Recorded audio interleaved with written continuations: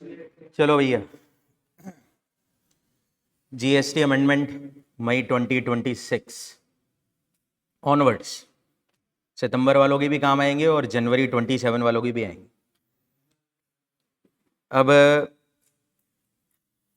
मैं अगर अमेंडमेंट की बात करूँ ना, तो जो मॉड्यूल में थे वो तो अपन ने देख ही लिया ऑलरेडी, मॉड्यूल अपडेटेड वाला देख लिया था।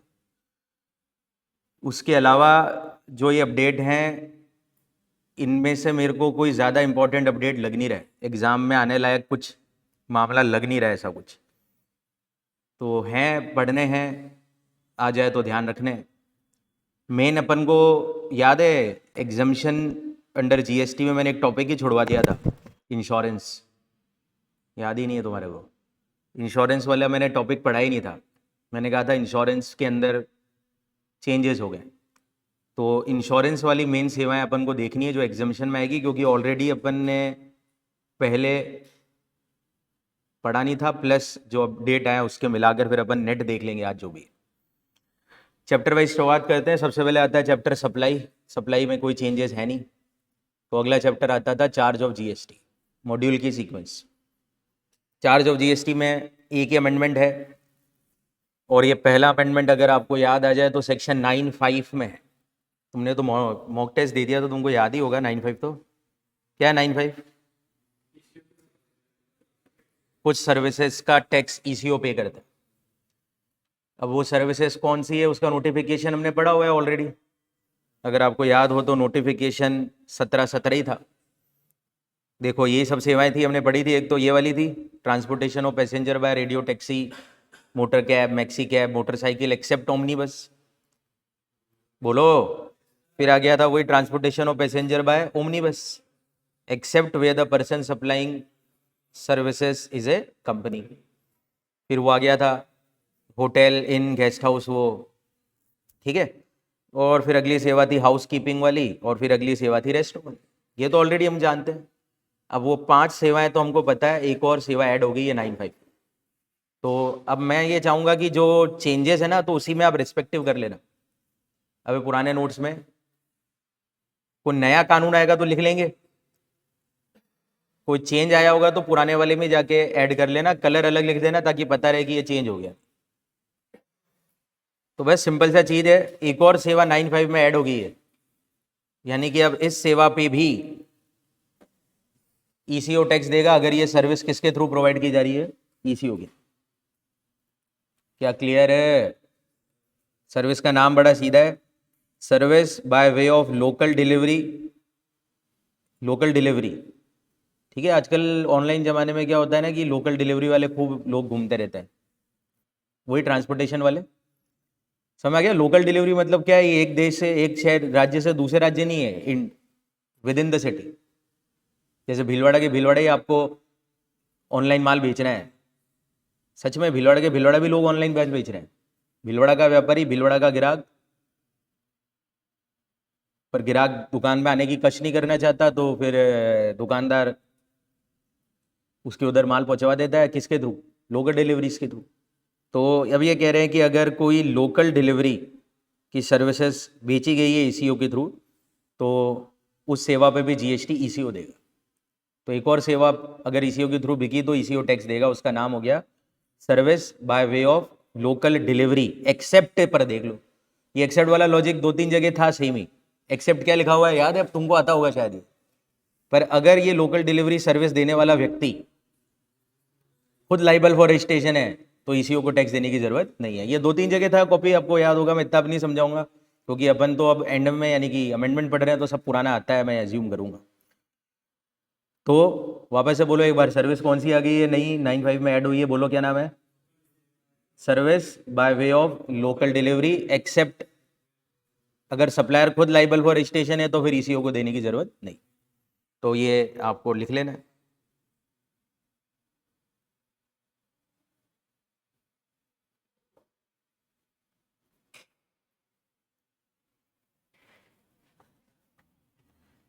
Service by way of local delivery except where the person supplying such service through ECO is liable for registration.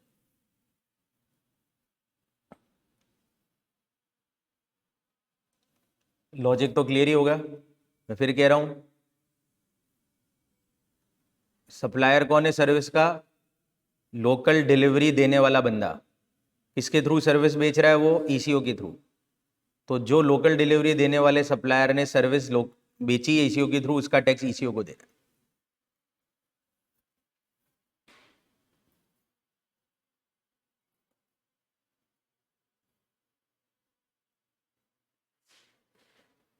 हटाऊं? Clear first amendment? सेकंड, इसी चैप्टर में सेकंड अमेंडमेंट बड़ा सिंपल है। आपको याद है मैंने इस चैप्टर में आपको आरसीएम वाली सर्विसेज के नाम लिखवाए थे? अरे यार, वहां पे जीटीए की सेवा भी आती थी। आपको पता है जीटीए की सेवा पे आरसीएम पे टैक्स लगता है अगर उसके रिसिपिएंट स्पेसिफाइड पर्सन्स। फिर मैंने आपको एक टेबल बनवाई थी जीटीए की टैक्स रेट की टेबल।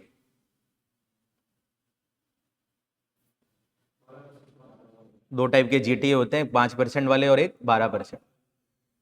5% वाले जो जीटीए होते हैं वो एफसीएम से टैक्स दे देते हैं। एफसीएम वाले क्या, सॉरी, आरसीएम से टैक्स लेते हैं, और बाकी रेट 12 होती है दूसरी।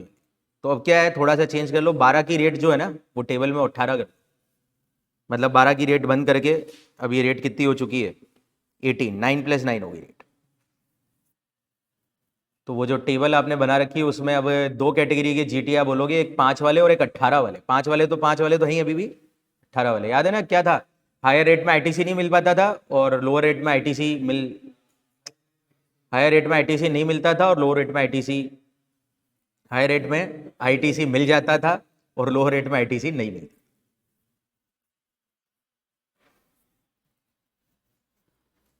ठीक है, तो सिंपल ही अमेंडमेंट है।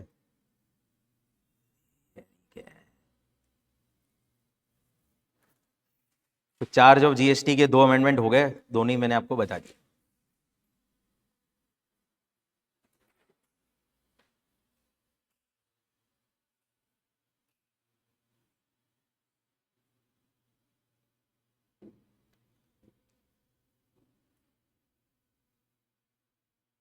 सिमिलरली फिर आपको याद होगा तो जीटीए का सेम डुप्लीकेट भाई आता था, renting of motor vehicle design to carry passenger. वहां पे भी दो टाइप के होते थे, 5 और 18, सॉरी 5 और 12। अरे होते थे, वहां पे भी चेंज कर लो, 12 वाली रेट वहां पे भी कितनी हो गई है? 18। यानी कि दोनों जगह रेट्स ना 12 की जगह 18 कर दो। किसकी जगह रेट्स? जीटीए और renting of motor vehicle design to carry passengers, RCM की दोनों सेवाओं की रेट्स में ये टेबल में चेंज कर लेना।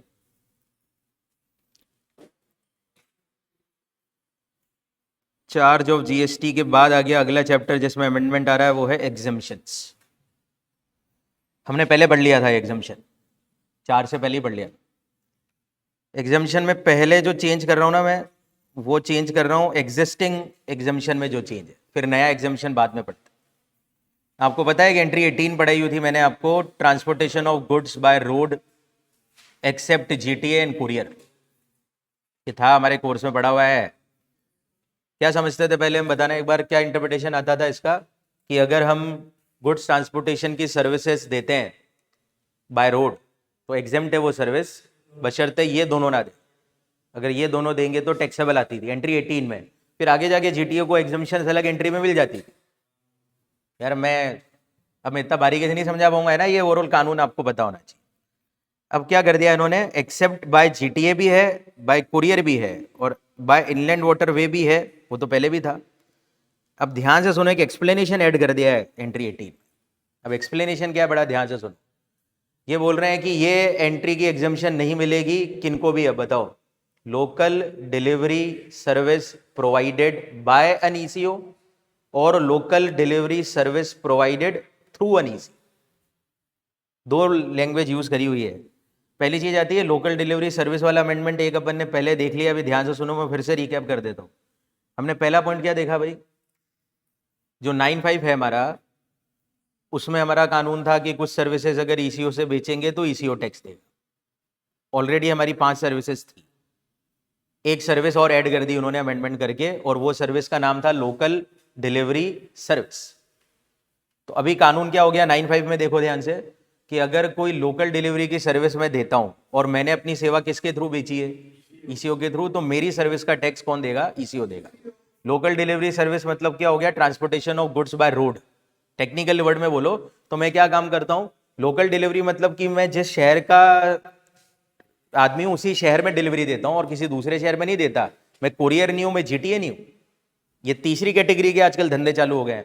ये कोरियर वाले भी नहीं है, जीटीए भी नहीं है, ये कौन से हो गए, लोकल डिलीवरी सर्विस देने वाले। क्या हो गया बताओ। अब मैं क्या करता हूं, ध्यान से सुनो, मेरा काम है लोकल डिलीवरी सर्विस देना। पहला लॉजिक मैंने ये सीखा कि अगर मैं ये सर्विस ईसीओ के थ्रू दूंगा तो ईसीओ टैक्स देगा मेरी सर्विस का 95 में अमेंडमेंट। अब क्वेश्चन ये रेज होता था कि अगर मैं लोकल डिलीवरी सर्विस देता हूं तो बाय रोड ही देता हूं। अब एंट्री 18 क्या कहती है कि अगर मैं transportation of goods by road की सर्विस बेचता हूं तो एग्जेम्प्ट है, बशर्ते मैं जीटीए और कुरियर वाला नहीं हूं। तो मैं तो जीटीए भी नहीं हूं, कुरियर भी नहीं हूं, मैं तो कौन हूं। तो क्या मुझे एग्जामिशन मिलती रहेगी, पहले तो ये इंटरप्रिटेशन बनता था, मिलनी चाहिए फिर इनको, तो किनको, लोकल डिलीवरी वालों को। पर अब इस एंट्री में क्लियरिटी दे दी कि लोकल डिलीवरी वालों को ये एंट्री 18 की हम एग्जामिशन नहीं देंगे, इनकी सेवाएं भी क्या करेंगे, टैक्सेबल। अब डायरेक्टली बेचूं तो भी टैक्सेबल है। अब ध्यान से सुनो, डायरेक्टली मतलब ध्यान से सुनो, आपको पता नहीं है ये अमेजोन जो आजकल बड़े बड़े ई कॉमर्स ऑपरेटर, इनके खुद के डिलीवरी मॉडल्स हैं। आपको क्या लगता है जो शिपिंग्स करते हैं या जो भी करते हैं इनका खुद का कुरियर वाली कंपनी है। अमेजोन की मेरे ख्याल से एक कुरियर कंपनी है, यानी शिपिंग कंपनी है, अमेजोन शिप्स करके कुछ, मेरे को याद नहीं है, आप गूगल में देखना तो आपको पता पड़ जाएगा। अमेजोन एक ई कॉमर्स ऑपरेटर है, पर वो जो भी माल अमेजोन के थ्रू बेचा जाता है ना, उसको डिलीवर करने के लिए इनकी खुद की लोकल डिलीवरी कंपनीज होती है। अरे क्लियर है। अब इनकी अगर लोकल, जैसे मान के चलो कि ऐसा ऐसा ऐसा हो गया, जैसे दिल्ली में अगर मान लो कोई ग्राहक अमेजोन से ऑर्डर देता है, तो आपको क्या लगता है कि वो माल की डिलीवरी कहीं और से अगर अमेजोन के इधर से दिल्ली आता होगा माल, ऑलरेडी पड़ा हुआ है माल कहाँ पे, दिल्ली में बड़े बड़े वेयर हाउस बने हुए हैं अमेजोन के। अब वहीं दिल्ली के लोकल जो अमेजोन के डिलीवरी सर्विस वाले होते हैं, वही जाके दिल्ली के लोगों को क्या दे देते हैं, आराम से माल। बड़े शहरों में तो ये सिस्टम चालू ही होगा, हमारे शहर में तो अभी न्यू है, अभी तो हमारे शहर में तो शायद ब्लिंकिट ही है, पर बड़े बड़े शहरों में तो इस प्रकार के सिस्टम्स हैं।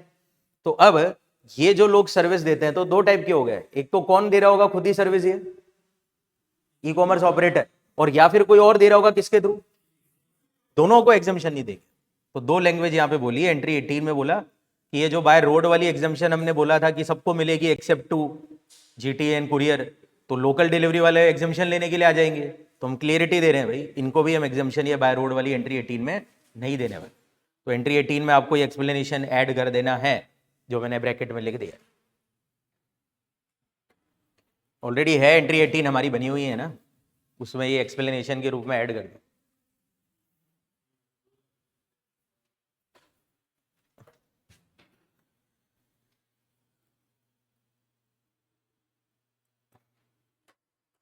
मतलब बताऊं मैं, आप लिखते जाओ, मैं अगर सिस्टम इसका समझाऊं धंधा ना, तो जैसे मेरे पास मान लो खुद की गाड़ियां हैं लोकल से डिलीवरी देने के लिए, तो मेरी खुद की अगर कोई लोकल डिलीवरी सर्विस कंपनी है तो मैं अपनी सेवाएं ईसीओ के थ्रू भी बेच सकता हूं, खुद भी बेच सकता हूं।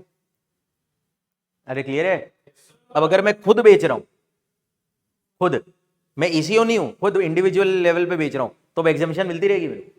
आपने ध्यान दिया, अगर मैं अपनी सेवाएं किसके थ्रू बेचूंगा, तो फिर मेरी ये एग्जामिशन मिलेगी नहीं। और तो और फिर 95 में मेरी सर्विस का टैक्स भी कौन देगा, ईसीओ देगा, अगर मैं खुद लाइबल फॉर रजिस्ट्रेशन।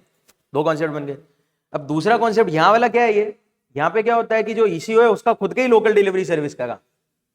क्या बोला मैंने, तो अगर ईसीओ खुद भी लोकल डिलीवरी सर्विस का काम कर रहा है तो उसको भी एग्जामिशन नहीं मिलेगा। अरे क्लियर है। तो ये दो लॉजिक के साथ यहां पे लोकल डिलीवरी सर्विस का लॉजिक्स है।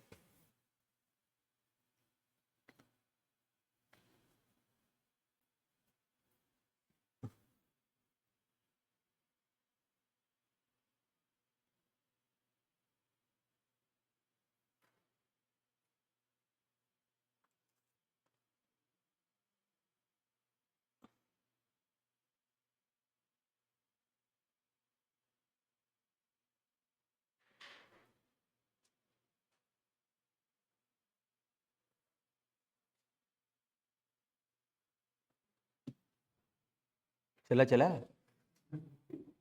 मेरी क्या दिक्कत है, एसी चला ले, पंखे चला ले, सब चला ले।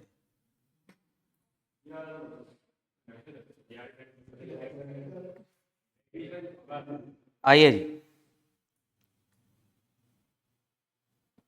इसी में ना एक और चीज आप लिख लेना, मैं इसी के साथ ऐड करा रहा हूं। जीटीए किसे कहते थे याद है? मैं बड़ा इंटरेस्टिंग से आपको बताता था कि हर कोई ट्रांसपोर्टेशन ऑफ गुड्स वाले को आप जीटीए मत कहने लग जाना। जीटीए वो होता था जो कंसाइनमेंट नोट इशू करता था। यार इस पे तो क्वेश्चन भी करा हुआ है अपन ने यार। तो अब इन्होंने जीटीए की डेफिनेशन को थोड़ा सा और मॉडिफाई करा है। क्या है, ध्यान से सुनो। जीटीए मीन्स, अभी लिखना मत कुछ भी, any person who provide service in relation to TOG by road. क्या होता है जीटीए? जो टीओजी बाय रोड की सेवा देता है और क्या इशू करता है, ये तो पहले से पता है मेरे को, बट डज नॉट इंक्लूड। ये जो अपन ने एक्सप्लेनेशन में दोनों लिखे ना, आपको पता है अगर ये दोनों जीटीए होते, सोचो, तब तो फिर एंट्री 18 में एक्सप्लेनेशन की जरूरत ही कहां पड़ती यार। अब आप थोड़े बहुत लेवल अप हो चुका है ना, आपको एक लॉ समझना आना चाहिए कि लॉजिक क्या होता है बनाने का। ये जो 2 पॉइंट ऊपर लिखे एक्सप्लेनेशन में कि इन दोनों को हम एंट्री 18 की एग्जामिशन नहीं देंगे, तो जीटीए की डेफिनेशन में भी तो बोलना पड़ेगा ये दोनों जीटीए नहीं है। क्यों बोलना पड़ेगा? क्योंकि अगर ये जीटीए है तो फिर एंट्री 18 में एक्सप्लेनेशन की जरूरत क्या पड़ रही थी? जीटीए को तो वैसे ही एंट्री 18 नहीं मिल रही थी। तो लॉजिक क्या समझ में आ गया? ये दोनों जीटीए है नहीं, बोलो ना। अगर ये जीटीए है नहीं तो एंट्री 18 मिल जानी चाहिए थी, पर एंट्री 18 में बोला कि नहीं मिलेगी एक्सप्लेनेशन डालकर, और इधर जीटीए की डेफिनेशन में बोल दिया कि ये दोनों को हम जीटीए नहीं बोलते। क्लियर है? तो जीटीए की डेफिनेशन में वही लॉजिक के साथ इधर से चेंज कर दिया। आई डोंट थिंक, पता नहीं एग्जाम में पूछेंगे नहीं पूछेंगे, पर अमेंडमेंट तो ऐसा ही है। हो सकता है लोकल डिलीवरी का 2-3 जगह चेंजेस है, तो ओवरऑल एक क्वेश्चन चेप दें आपके आगे कि एक लोकल डिलीवरी वाला है वो ऐसा कर रहा है, तो बताओ कौन देगा टैक्स वैक्स।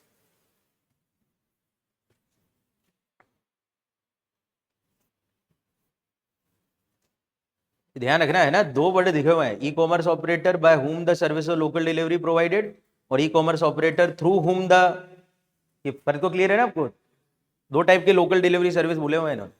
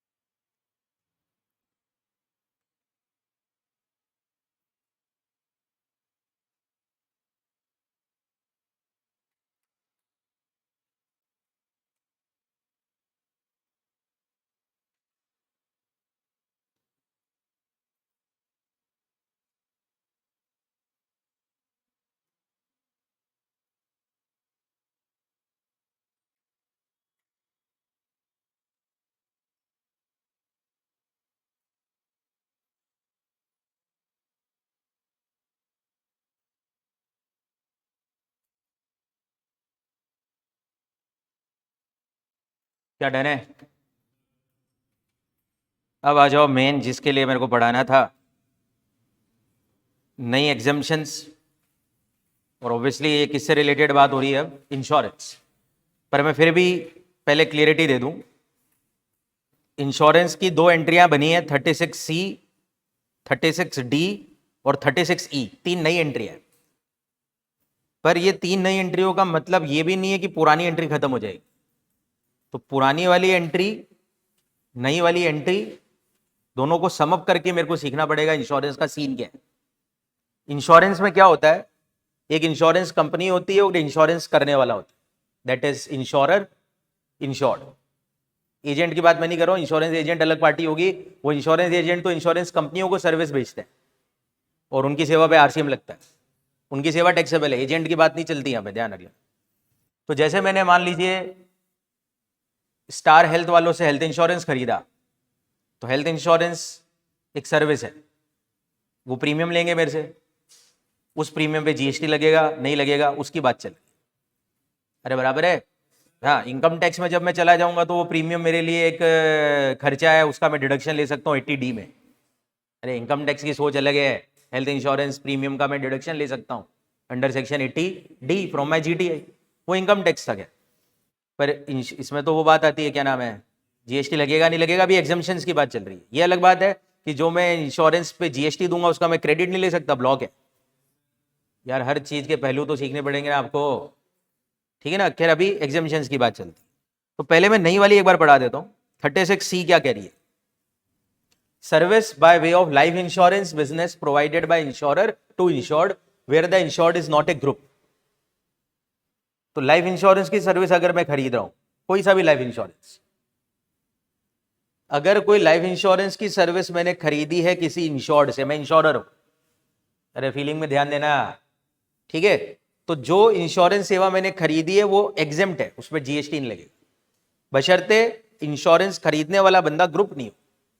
आगे देखो, for the removal of doubt it is hereby clarify that this exemption shall apply to a contract of insurance where the insured is an individual और an individual and family of said individual.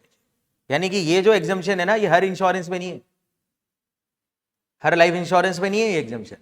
ये life insurance तभी मिलेगा मेरे को exemption जब मैंने insurance as an individual खुद के लिए खरीदा है या अपने परिवार के लिए, पर्सनल रीजन से खरीदा गया इंश्योरेंस।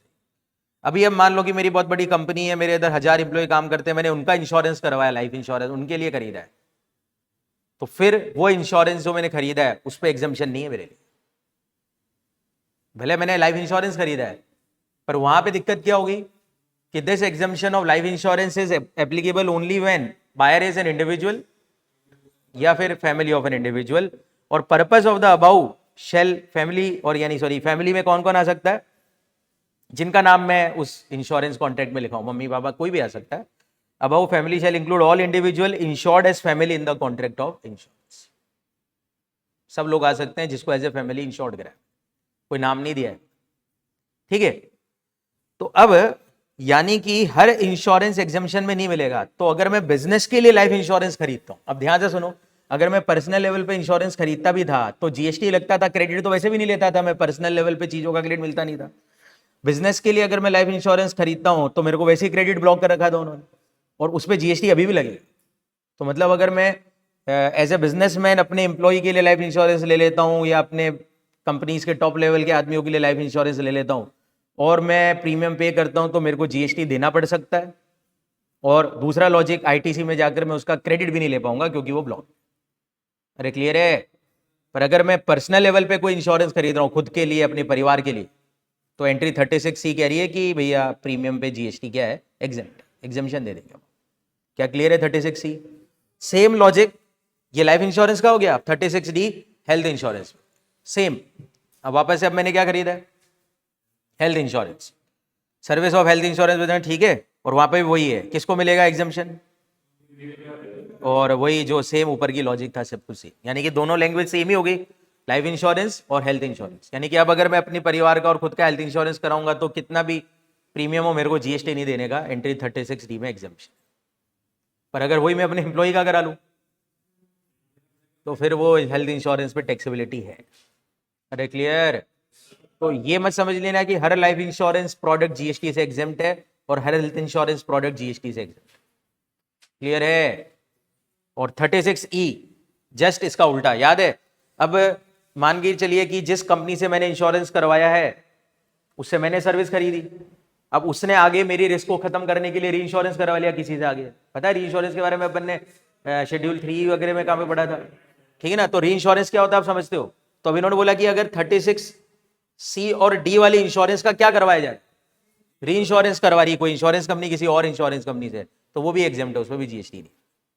सी और डी वाली पॉलिसीज की कौन सी, मतलब एग्जांपल ले लेते हैं ना, मैं इंश्योरेंस कंपनी हूं, आप इंश्योर्ड हो, अब तीसरा आदमी तो कोई है नहीं, आप मान लो इधर कोई है और वो कोई और इंश्योरेंस कंपनी, तो मैं इंश्योरेंस कंपनी, आप इंश्योरेंस कराने वाले, और वो एक और इंश्योरेंस कंपनी, मैंने आपका इंश्योरेंस कर दिया तो आप जीएसटी से एग्जेम्प्ट हो गए क्योंकि आप इंडिविजुअल लेवल पे ले रहे।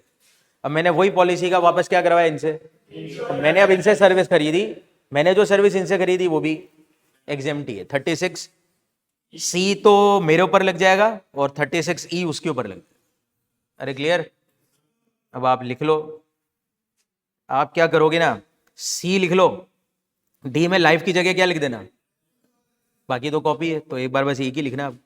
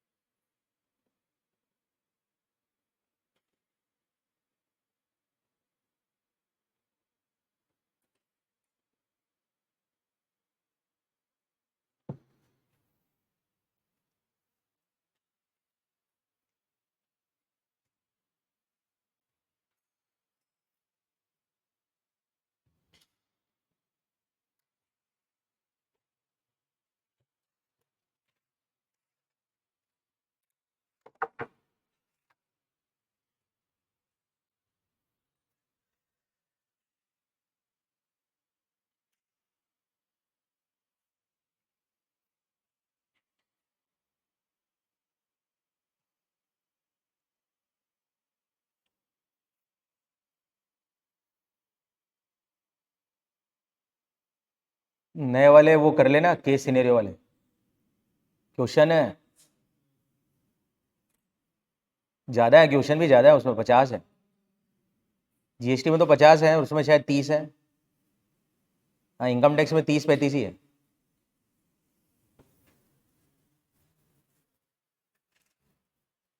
आधे तो पुरानी है खैर, पर तुमने पुराने कौन से किए होंगे, तो पुराने वाले तो छोड़ देना, अब ये वाले कर लेना।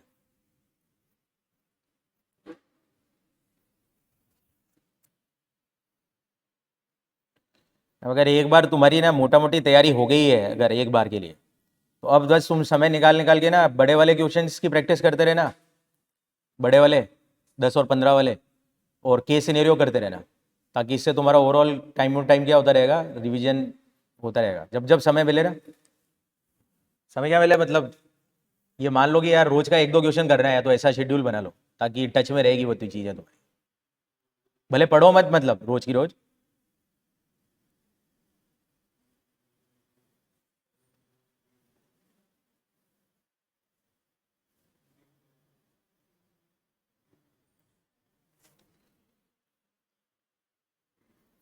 यार वो आईटीआर वाला चैप्टर तो मैंने तुमको फेस टू फेस पढ़ा दिया था ना, इनकम टैक्स रिटर्न वाला की वीडियो दी थी उसकी। नहीं नहीं, इधर पढ़ा दिया था। नहीं, उसकी 2 वीडियो पढ़नी थी तुम्हारे को। हाँ ध्यान रखना, मतलब उसको भूल मत जाना कहीं। इनकम टैक्स रिटर्न वाले चैप्टर की बच्चे जो लास्ट में थे उनको मैंने 3 मेन टॉपिक तक तो फेस टू फेस पढ़ा दिया था, फिर मैंने कहा था पेन नंबर और उसके बाद की चीज़ें पढ़ना जरूर। कुछ लोग तो खैर आए नहीं थे, तो उनको तो पूरे ही पढ़ना पड़ेगा।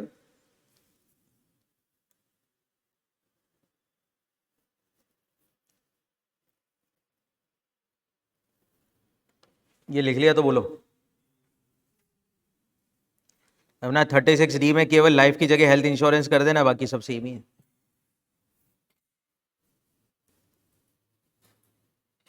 ये नई एंट्री है ना, न्यू एग्जामिशन।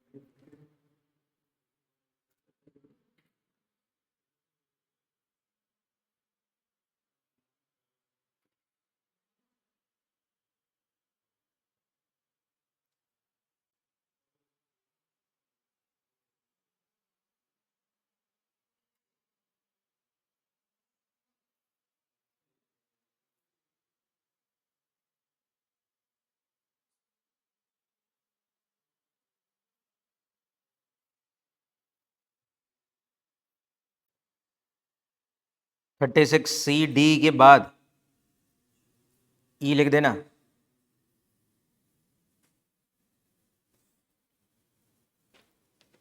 री insurance of insurance service specified in C and D. Reinsurance of insurance service specified in C and D.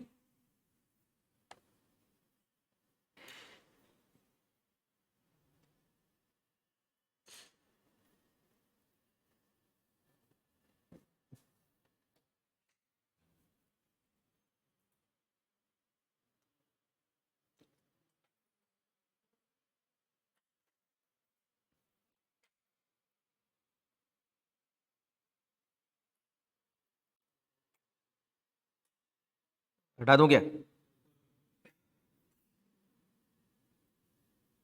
अब एक और चीज पे ध्यान दो, वो जो मॉड्यूल में हमने एंट्री छोड़ी थी उसको भी वापस से देखना पड़ेगा अब हमारे को।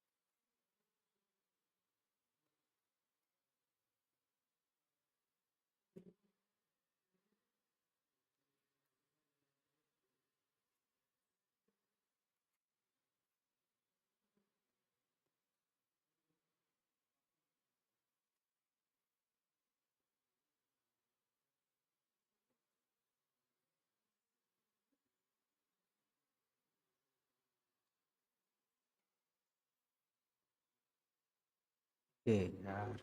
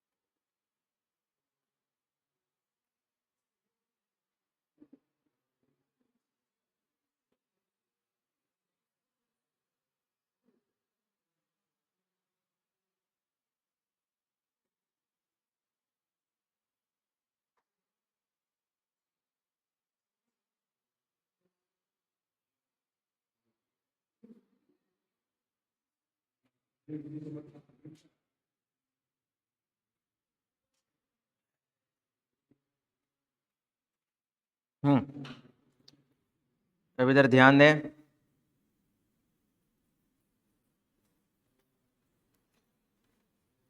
अब लाइफ इंश्योरेंस बिजनेस की और कुछ भी एग्जाम्पशंस है जो आपको अब देखनी है। देखो ध्यान से, अभी तक मैंने सीखा कि अगर मैं एज एन इंडिविजुअल अपने लिए या अपने फैमिली के लिए लेता हूं तो एग्जाम्पशन हो गई, कोई सा भी इंश्योरेंस हो, लाइफ इंश्योरेंस। पर उसके अलावा भी अब कुछ एग्जाम्पशंस और है जो कि आपको और ध्यान रखनी है। सबसे पहले, life insurance business provided bye कौन सा? तो अगर इससे कोई लाइफ इंश्योरेंस की सेवा खरीदी एनपीएस से, तो कोई भी खरीदे एग्जाम्पशन है। Similarly entry 29, life insurance business provided bye army, naval and air force group insurance funds. Army वालों की इंश्योरेंस की सेवाएं होगी। इसके बाद life insurance service provided bye naval group insurance fund. इसके बाद life insurance provided by central armed police force group insurance fund. इनके जो इंश्योरेंस होते हैं ना, ये फंड्स में होते हैं पूरे के पूरे, और इनके जो भी प्रीमियम्स जाते हैं वो तो जीएसटी से एग्जेम्प्ट ही है, ये जो भी फंड्स बने हुए हैं इनके। ठीक है, ये लिखो आप पहले तो 1 2 3 4 5 चारों एंट्री लिखो वापस। हेडिंग बना लो लाइफ इंश्योरेंस, और ये 4 एंट्री और लिखो। ध्यान रखना, ये एंट्री 28 में अगर एग्जाम्पशन मिल गई तो फिर 36C D वो कुछ मतलब नहीं है, फिर ये तो एग्जाम्प्ट ही है वैसे भी। पर देखो तो ये देखो, ये हमारे काम के इंश्योरेंस है ही नहीं। अरे मैं करवा ही नहीं सकता इसमें इंश्योरेंस, तो ये वैसे भी जिन लोगों के काम के उनकी फायदे की चीज।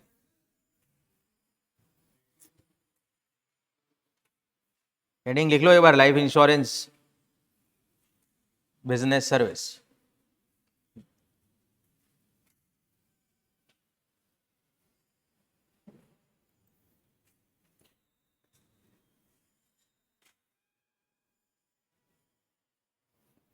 कीवर्ड याद कर देता हूं मैं तो, नेशनल पेंशन सिस्टम में हो गया, army, naval and air force group insurance fund हो गया, नेवल ग्रुप इंश्योरेंस फंड हो गया। इसके बाद हो गया police force group insurance fund, central police.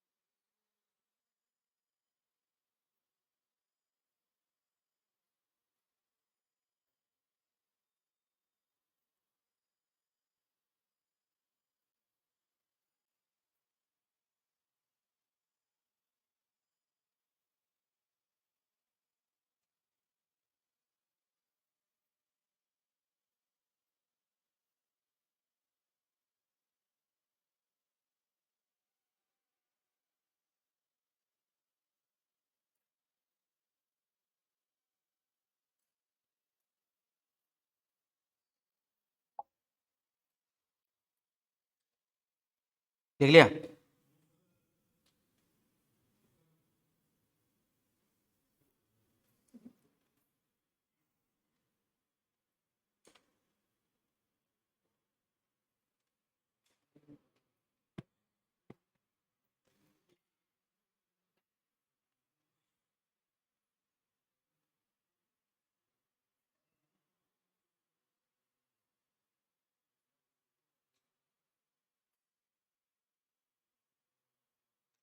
ये सब तो ठीक है, ये सबसे काम की चीज है। एंट्री 36, अगर मैंने इन योजनाओं में इंश्योरेंस करवाया है, कोई भी करा सकता है, अब इसमें ध्यान से सुन लेना, तो सबको ये योजना में एग्जेम्पशन, कोई भी कराए। योजना नंबर 1, जनश्री बीमा योजना, आम आदमी बीमा योजना, अभी सुनते जाओ, पहले योजना लिख देना। वरिष्ठ पेंशन बीमा योजना, प्रधानमंत्री जीवन ज्योति बीमा योजना, प्रधानमंत्री जनधन योजना और प्रधानमंत्री वाया वंदन योजना। प्रधानमंत्री की जगह पीएम लिख देना आप। तो ये तो योजनाएं हो गई, ठीक है। अब इस योजना में अगर मैंने कोई इंश्योरेंस प्रोडक्ट बाय करा है तो एग्जाम्प्ट है, प्रीमियम तो लगेगा, मतलब जीएसटी एग्जाम्प्ट। अरे क्लियर है? ये योजना में कुछ भी हो, कोई भी करा है, कोई फर्क नहीं पड़ता अभी मेरे को। और ये सबसे बड़ी बात है, अगर मैंने कोई छोटा इंश्योरेंस प्रोडक्ट बाय करा है, अब यहां पे ध्यान से सुनना, अगर मैं मतलब कि अगर इंडिविजुअल के नाते बाय कर रहा हूं तो वैसे ही 36 में बड़ा छोटा सभी एग्जाम्प्ट हो गया मेरे लिए। तो पर ये दूसरे लोग फायदा उठा पाएंगे अगर प्रोडक्ट छोटा है लाइफ इंश्योरेंस का और आईआरडीए अप्रूव्ड है। आईआरडीए की फुल फॉर्म तो आती होगी आपको। और अमाउंट ऑफ कवर बताइए कितने तक का है? ये छोटे होते हैं, 2 लाख तक के कवर वाली जो भी पॉलिसी है सब एग्जाम्प्ट है। अरे बराबर। मगर अगर कोई खरीदने वाला इंडिविजुअल ना भी हो, मतलब इंडिविजुअल अपने लिए ना खरीदे, जैसे अपने इंप्लॉय के लिए खरीद रहा हूँ और प्रोडक्ट कितने रुपए तक का है, तो एग्जाम्प्ट ही है, क्योंकि छोटा प्रोडक्ट खरीदा है मैंने। अरे क्लियर है? तो ये आपके सामने सबसे इंपॉर्टेंट थर्ड वाली है। आप ना उल्टा लिखना, पहले योजना को नाम लिख के लास्ट में लिख देना।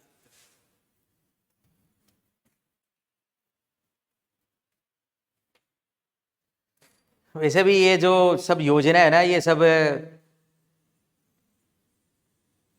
छोटे मोटे इंश्योरेंस की योजना है, इसमें कोई बड़ा इंश्योरेंस होता नहीं है। तो नॉर्मल लोग ही जमा कराते हैं प्रीमियम इसमें, और इतना प्रीमियम जाता भी नहीं है जो सरकार फिर जीएसटी लेवे इनसे।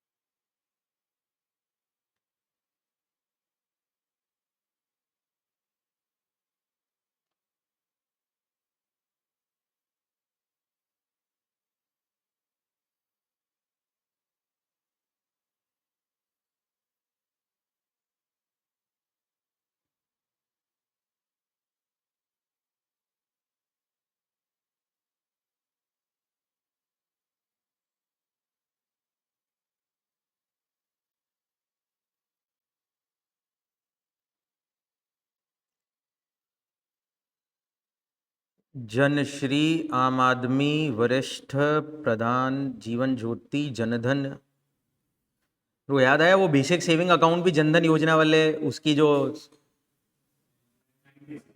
एग्जाम्प्ट है, वो खातों की रिलेटेड सेवाएं, हर सेविंग खाते की नहीं, केवल वो वाले खाते, जनधन योजना।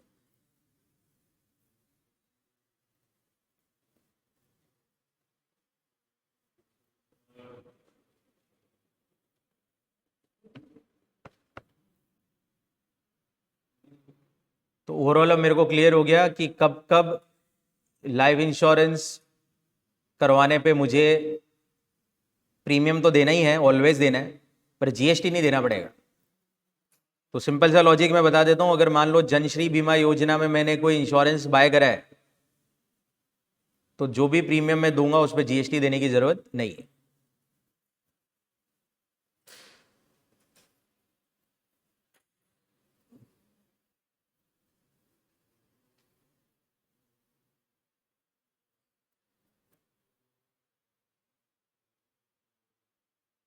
पढ़ा दूं?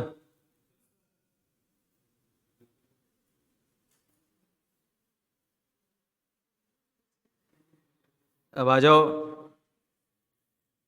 लाइफ के अलावा के इंश्योरेंस की कौन कौन सी एग्जाम्पशंस है।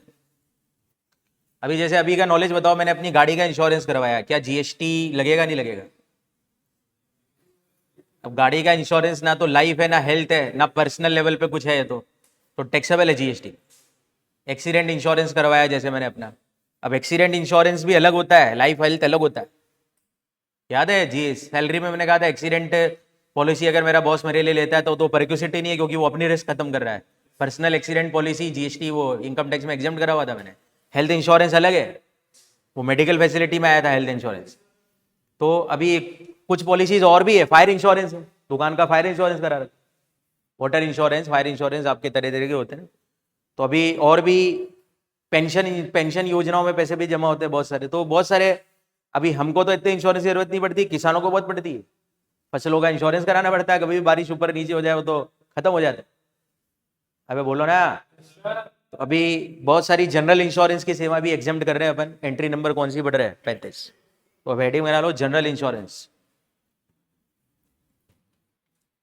बहुत सारी है ये एग्जाम्पशंस, मैं लिखते जा रहा हूं। ये स्कीम में जनरल इंश्योरेंस एग्जाम्प्ट है भाई। हट insurance, cattle insurance, insurance for tribals, ज्यादातर किसान और नारी शक्ति इस प्रकार की इंश्योरेंस ही है, ये जो भी स्कीम्स हैं सारी की सारी।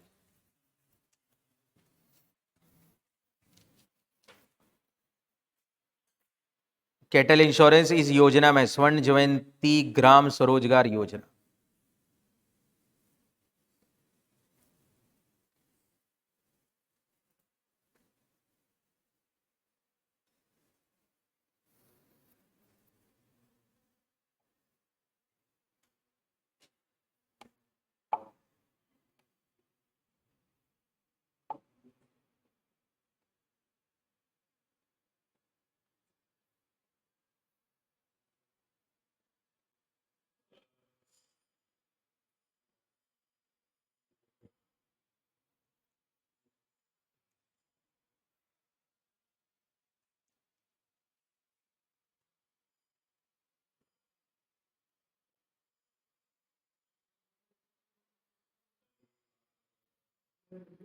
इंश्योरेंस ऑफ ट्राइबल्स, ये क्या एग्जाम में काम तो आएगी नहीं, देखो सीधी सी बात है। तो ये देखो, जनता personal accident policy, group personal accident policy for self employment women,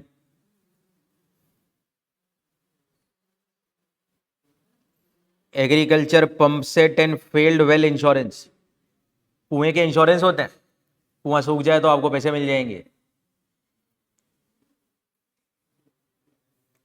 export credit insurance, restructured weather based crop insurance, Jan Arogya Bima, Pradhanmantri Fasal Bima Yojana, seed crop insurance,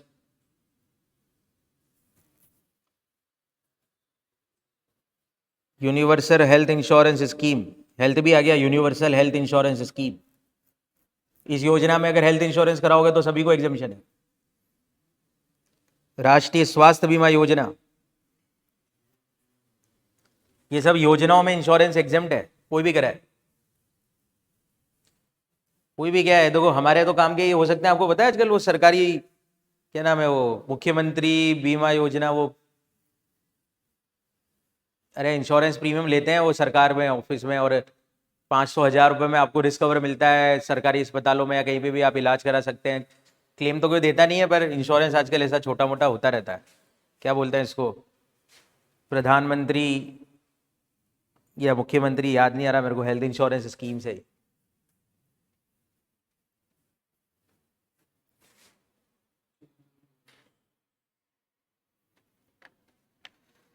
दो तीन और लिख देता हूं। Nirbhaya health insurance scheme, coconut palm insurance scheme, PM सुरक्षा बीमा योजना, बांग्ला सहस्य बीमा।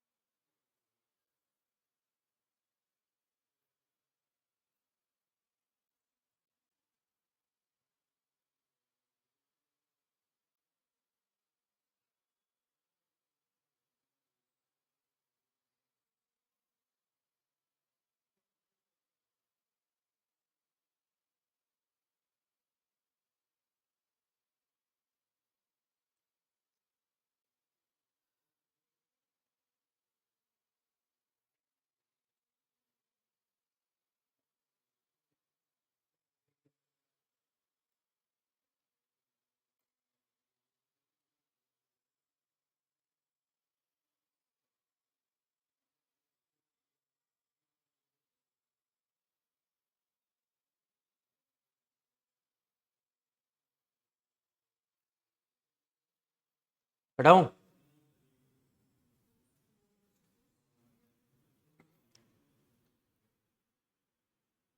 यूजलेस ही है, केवल मेरे को दो चीजें याद रखनी है बस। 2 लाख तक का सम एश्योर्ड वाली छोटे प्रोडक्ट वाले लाइफ इंश्योरेंस एग्जेम्प्ट है, और क्या है ये जनश्री बीमा और आम आदमी बीमा योजना वगैरह याद रख लेना, आ जाए तो ये मोटा मोटी बात। हटाने का समय है शायद।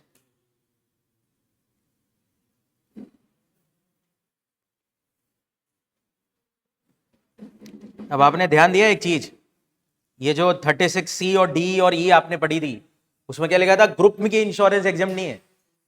ग्रुप मतलब क्या होता है, डेफिनेशन है। वैसे तो मैंने आपको बताया कि जैसे मैं अपने एम्प्लॉय के लिए करा ले ऐसा कुछ ग्रुप में, तो ग्रुप का मतलब क्या दिया हुआ है? For the purpose of entries at serial number C and D, group means group of person who join together with a commonality of purpose or for engaging in common economic activity other than availing insurance and include employer-employee group, or where employer and employee relationship exists between the policy holder and the member, or non-employer-employee group where the clearly evident relationship exists between the master oblique group policy holder and the member of the group or service oblique activity other than insurance। तो group की definition मतलब है जब लोग इकट्ठे मिलकर करवाएं। अब वो ग्रुप दो टाइप के इन्होंने बोल दिए। एक तो कौन सा ग्रुप हो सकता है? जिसमें कि ये रिलेशनशिप होना चाहिए, और अदर भी हो सकता है जिसमें कि साफ दिख रहा है कि एक 2-4 दोस्तों ने मिलकर इंश्योरेंस ले लिया है, या जो भी XYZ हो सकता है। तो ग्रुप मतलब वो सभी पर्सन जो कि इकट्ठा इंश्योरेंस कराते हैं और उनका कॉमन मोटिव होता है अपने आप को सिक्योर करना, जो भी है। तो डेफिनेशन नॉर्मली दी हुई है, तो एक बार लिखा पढ़ी करके कंप्लीट करो इसके अंदर भी। ग्रुप मीन्स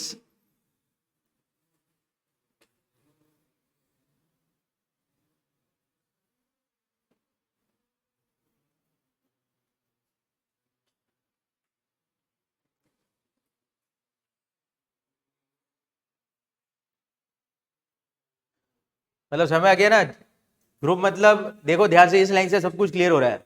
वो join together with a common purpose और for engaging in common economic activity other than availing insurance, मतलब इंश्योरेंस के अलावा भी उनका कॉमन कुछ पर्पज है, केवल इंश्योरेंस लेने के लिए इकट्ठे नहीं हुए, मतलब समझ आ गया ना। अबे बोलो ना यार, या तो मिलके कुछ काम करते होंगे, जैसे पार्टनर्स ने मिलके सबका इंश्योरेंस करा लिया, तो वो सब पार्टनर का जो इंश्योरेंस इकट्ठा करवाया वो ग्रुप इंश्योरेंस ही हुआ, वो एग्जाम्शन में नहीं आएगा फिर।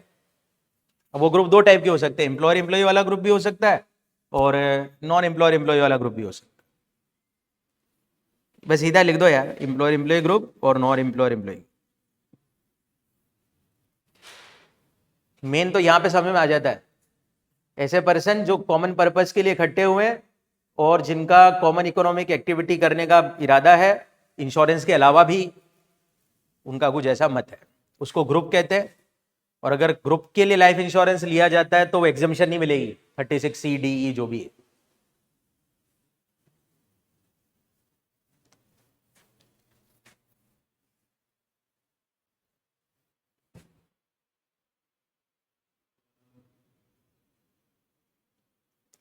चलो एग्जाम्शन का तो हिसाब किताब वो खत्म, मैंने इंश्योरेंस के लिए बात करनी थी जो अभी मैंने इसमें कर ली।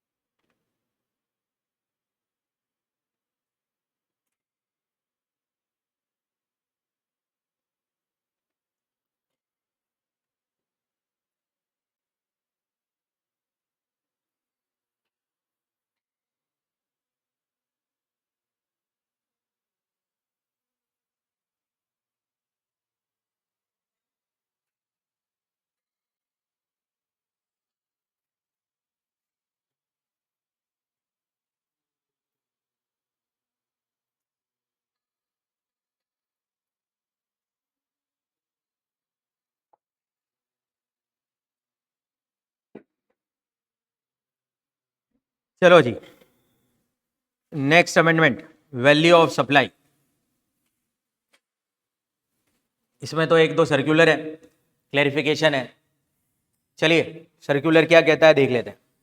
वैल्यू ऑफ सप्लाई निकालना आता ही है मेरे को, ट्रांजैक्शन वैल्यू में कुछ ऐड करता हूँ कुछ लेस करता हूँ, वैल्यू आती है। एक्सक्लूजन से 5, सॉरी इंक्लूजन से 5, एक्सक्लूजन तो एक ही है। डिस्काउंट दो टाइप के डिस्काउंट होते हैं, एक तो सप्लाई के समय वाला और एक बाद। आपको याद है पोस्ट सप्लाई डिस्काउंट पे अपना एक कंडीशंस होता था कि ये पता होना चाहिए सप्लाई के समय, और जितना भी प्रोपोर्शनेट आईटीसी रिवर्स करना होता है आपके रिसिपेंट। और फिर आपको मैंने कहा था कि डिस्काउंट अगर मैं सप्लाई के बाद देता हूँ अपने ग्राहक को तो फिर मैं उसके लिए उसको क्रेडिट नोट इशू कर दूँ।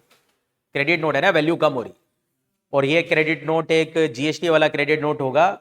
अगर बाय चांस कोई डिस्काउंट में सप्लाई के बाद देता हूँ, जैसे कि सेकेंडरी डिस्काउंट वर्ड था याद है, तो वैल्यू से लेस होता नहीं है, फिर मैं डिस्काउंट को कम तो करूंगा पैसे उसके, पर मैं उसको फिर कॉमर्शियल क्रेडिट या डेबिट नोट देता हूँ, ना कि जीएसटी वाला। ये सब समझाया हुआ मैंने आप, बस उसी के लिए क्लैरिटी है। पहले भी आता था मेरे ख्याल से, ऐसा कोई दिक्कत नहीं है। इशू पढ़ लेते हैं फिर क्लैरिफिकेशन देख लेते हैं। इशू था whether the full ITC is available to the recipient of supply when the recipient make discounted payment to the supplier of good on account of commercial credit note issued by the said supplier। सीधा सा question है, शायद इसका जवाब आपको भी पता होगा। अगर मैंने अपने ग्राहक को कॉमर्शियल क्रेडिट नोट इशू करा है, कॉमर्शियल मतलब जीएसटी के पैसे, ना तो मैं अपना आउटपुट टैक्स कम करूंगा ना वो रिवर्सल की बात हो रही है ना। अगर मैं कॉमर्शियल क्रेडिट नोट इशू करता हूं ग्राहक को, तो फिर ग्राहक को क्रेडिट ले सकता है कि नहीं ले सकता है, ये क्वेश्चन। आप बताओ क्या लगता है आपको, ले सकता है? क्योंकि रिवर्सल का अगर बात आता है तो फिर तो टेक्निकली मेरे को जीएसटी वाला क्रेडिट नोट इशू करना है। जैसे मानो किसी ग्राहक के मैंने 1 लाख रुपए का डिस्काउंट दिया, और अगर जीएसटी वाला क्रेडिट नोट होगा तो 1 लाख प्लस जीएसटी का क्रेडिट नोट बना के दूंगा। फिर जितना क्रेडिट नोट सॉरी जीएसटी का एलिमेंट होगा वो रिवर्स करेगा उधर, और मैं अपने ओसे कम कर लूंगा फिर। पर अगर मान लो कि मैंने केवल 1 लाख का क्रेडिट नोट दिया है, जीएसटी एलिमेंट है ही नहीं उस क्रेडिट नोट में, तो वो कौन सा क्रेडिट नोट हो गया मेरा? कमर्शियल वाला। कमर्शियल वाले में तो फिर ग्राहक के क्रेडिट में तो कोई दिक्कत आनी नहीं चाहिए ना, सरकार को तो पैसे मिल ही गए। तो बस वही मेरे ख्याल से लिखा हुआ है। It is clarified that recipient will not be required to reverse the ITC attributable to the discount provided on the basis of financial oblique commercial credit note issued by the supplier as there is no reduction in the original transaction value। ये तो मेरे ख्याल से पहले भी मैं समझा चुका था, मतलब कि मैं सीबीएसई में जा सकता हूँ, क्योंकि मेरा भी क्लेरिफिकेशन यही था पहले कि कॉमर्शियल क्रेडिट नोट, ये तो यार ये बात अपनी हो चुकी थी इसलिए मैं बोल रहा हूँ, तो अब इन्होंने इसके सबूत के साथ बोल दिया कि कॉमर्शियल क्रेडिट नोट से आईटीसी में कोई छेड़खानी करने की जरूरत नहीं है। तो लिख दो बस, और क्या करना है, क्या लिखोगे, ये तो लिख दो हेडिंग। समझ आ गया ना, ये सेकेंडरी डिस्काउंट के लिए तो काम आएगा ये क्रेडिट नोट, ये वाला, क्योंकि अगर मैं सेकेंडरी डिस्काउंट दे रहा हूं तभी तो वैल्यू से कम नहीं कर रहा हूं। यार सोचो ना, अगर मान लो कि मैंने पोस्ट सप्लाई डिस्काउंट दिया पर वो वैल्यू से कम होने वाला होता, तब तो मैं ग्राहक को जीएसटी वाला क्रेडिट नोट देता। बोलो ना बेटा, अगर जीएसटी वाला क्रेडिट नोट देता तब तो कंडीशन वैसी खुद ही बोल रही है कि आईटीसी रिवर्स करना है तेरे को, यस नो। तो ये टेक्निकली सेकेंडरी डिस्काउंट पे लगने वाला है ये।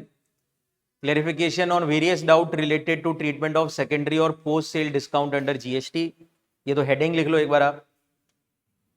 Circular number 251/2025।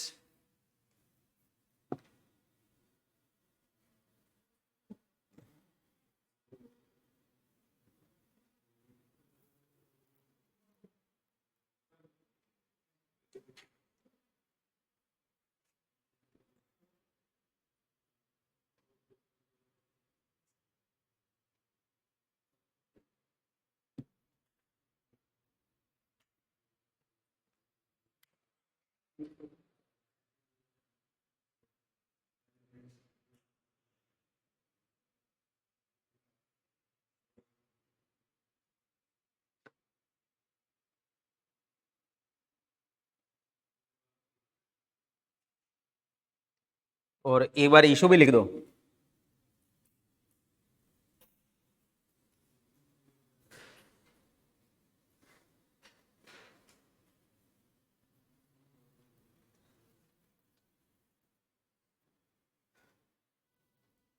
क्या रिसिपेंट को आईटीसी मिल जाएगा अगर सप्लायर ने फाइनेंशियल क्रेडिट नोट इशू करा है ना, ये क्वेश्चन।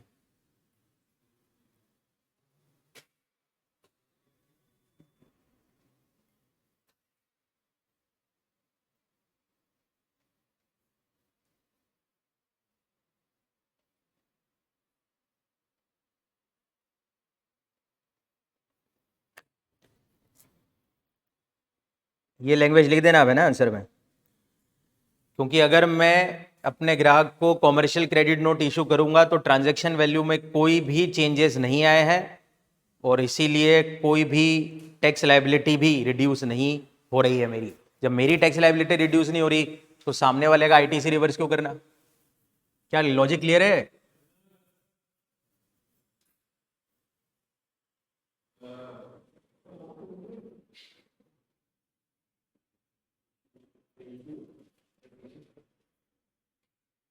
यार तो स्लो है क्या यार?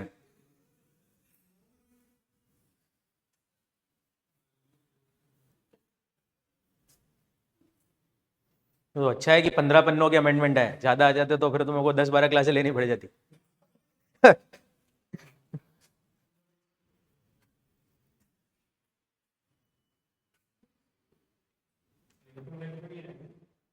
इनकम टैक्स में तो यार ऑलरेडी बजट के अमेंडमेंट आ चुके हैं मॉड्यूल में, तुमने तो पढ़ ही लिए ना अमेंडमेंट सारे, अलग से क्यों आएंगे उसके। भाई मैंने क्या बोला था, जीएसटी में रोज चेंजेस होते हैं, जीएसटी में सर्कुलर्स नोटिफिकेशंस बार बार आते रहते हैं, पर जी इनकम टैक्स तो साल में एक ही बार चेंज होता है। जो होना था तुम्हारे मॉड्यूल में आ गया चेंज, ये सब तुमने वैसे ही चेंज पढ़ लिए। हाँ, अब जो फेल होंगे उनको पढ़ने पड़ेंगे इनकम टैक्स अमेंडमेंट। तो इसलिए जो भी अमेंडमेंट लेक्चर्स अभी यूट्यूब में घूम रहे हैं ना वो इनकम टैक्स वाले, वो सब फेलियर्स के काम आएंगे जिन्होंने पिछला असेसमेंट ईयर पढ़ा होगा। तुमने तो सब पढ़ी ली, अभी जैसे तुमने तो सही टीडीएस टीसीएस की सब लेटेस्ट रेटें पढ़ ली ना, बस बात खत्म हो गई, तुम्हारे क्या काम। और तो बता दूं मैं तुमको, जीएसटी में ये अमेंडमेंट तो है ही है, उसके अलावा तुमने मॉड्यूल के अंदर जो अमेंडमेंट है वो ऑलरेडी पढ़ लिए। अरे बहुत सारी नई एग्जामेशन एंट्री तुम्हारे थी, मॉड्यूल में थी, काले काले अक्षरों में जितनी भी चीजें हैं बोल्ड, वो सब मई 26 से चालू हुए। मतलब वो फेलियर बच्चों को उनको भी पढ़ना पड़ेगा, मतलब ये प्लस वो प्लस इनकम टैक्स।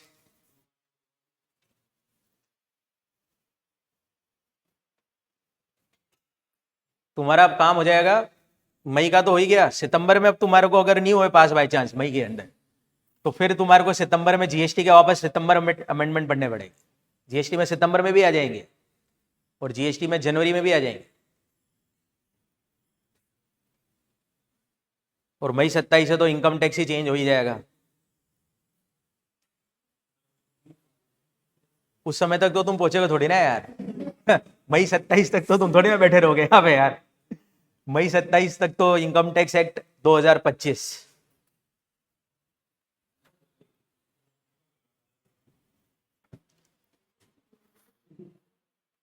खैर इतना चेंजेस नहीं है 2025 में। इंटर में तो कंप्यूटेशन तक ही आता था ना हमारा, तो कंप्यूटेशन में कोई चेंजेस नहीं है। सेक्शन नंबर 1 तो चेंज हो गए और लिमिट से चेंज हो गई, जैसे चिल्ड्रन एजुकेशन अलाउंस के 100 रुपए बढ़ाकर 3000 रुपए कर दिए शायद, और ऐसे कर करके वो महंगाई बहुत बढ़ गई ना यार, तो अमाउंट तो बढ़ना ही था। 100 रुपए तो कब से चले जा रहे थे।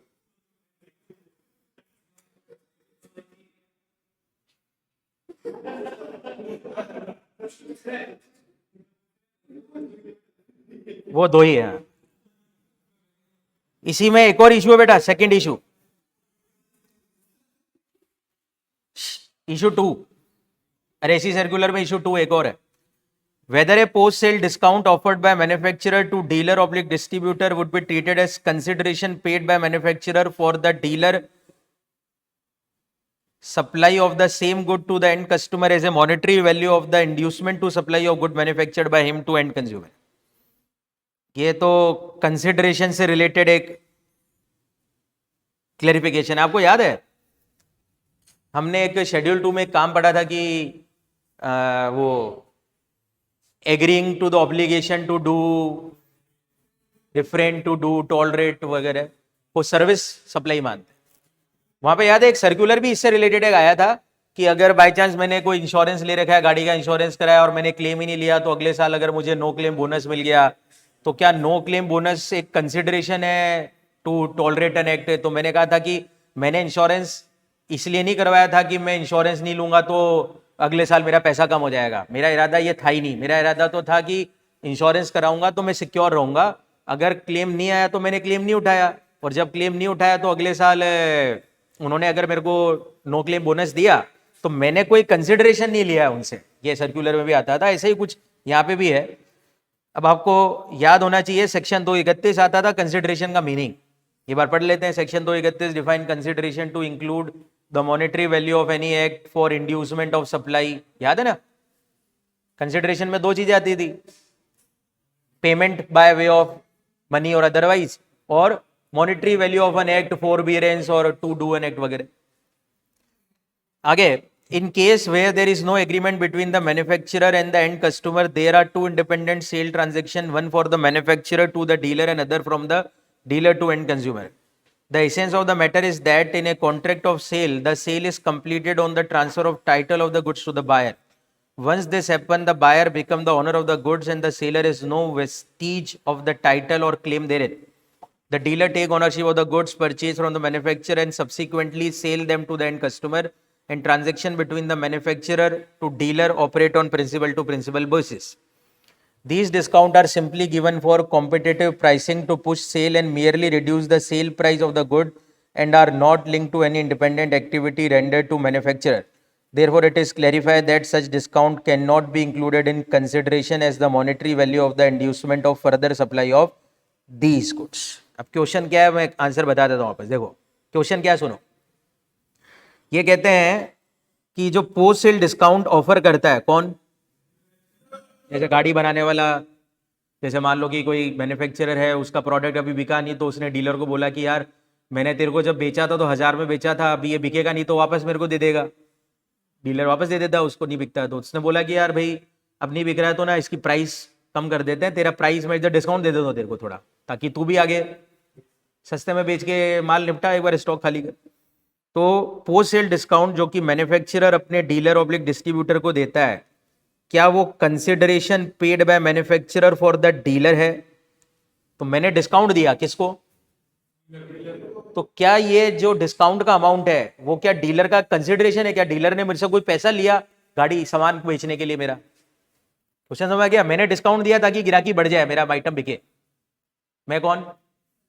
आप डीलर बन जाओ ना, मैंने आपको डिस्काउंट दिया कि यार तेरे को जो मैंने बेचा था 1000 की चीज, अब मैं 200 कम कर देता हूँ, तेरे 800 रुपये ले लूंगा तेरे से, यानी कि, और तू आगे इसको टिका लोगों को आगे।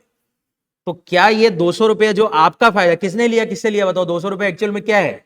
आपने मेरे से ले लिया, मतलब 200 रुपये मैंने आपको 200 डिस्काउंट दिया, तो 200 आपने मेरे से ले लिया ना अल्टीमेटली। तो जो 200 रुपये आप मेरे से ले रहे हो, क्या ये कंसिडरेशन ले रहे हो क्या मेरे से आप किसी सप्लाई का? सप्लाई क्या है भाई? आपने मेरे लिए गिराकी बढ़ाने की कोशिश की। क्या ये किसी एक्ट का पैसा है? क्योंकि अगर ये कंसिडरेशन है किसी चीज का, तो 200 पे भी जीएसटी लग जाएगा। तो क्लियरिटी दी कि नहीं नहीं नहीं, ये कोई कंसिडरेशन नहीं होता है, इस पर कोई जीएसटी देने की जरूरत नहीं है। वही सेम लॉजिक ही हो गया ना, जैसे वो कार वालों पे नो क्लेम बोनस वाला लॉजिक था। तो मेरे को नो क्लेम बोनस अगर कोई देता था, तो मतलब मैंने पैसा ले लिया इंश्योरेंस वालों से नो क्लेम बोनस का। मानो इंश्योरेंस का प्रीमियम आ रहा था 10,000 रुपए, और मेरा नो क्लेम बोनस बन गया 2,000 रुपए, तो मैंने कितने रुपए दिए उनको? तो वो बोलते थे कि 2,000 रुपए मैं ले रहा हूं, इसका मतलब उनसे। तो क्या ये सप्लाई है? नहीं।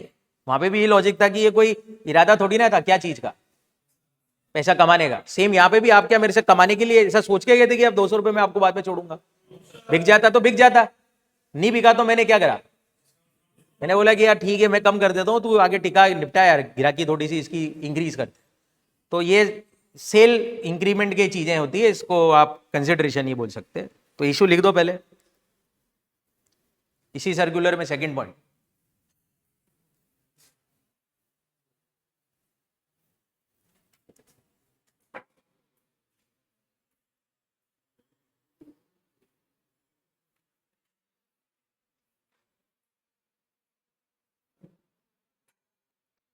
ठीक है, तो क्या ये डिस्काउंट एक कंसिडरेशन है जो कि मैन्युफैक्चरर ने डीलर को दिया इंड्यूस करने के लिए अपना प्रोडक्ट बेचने के लिए?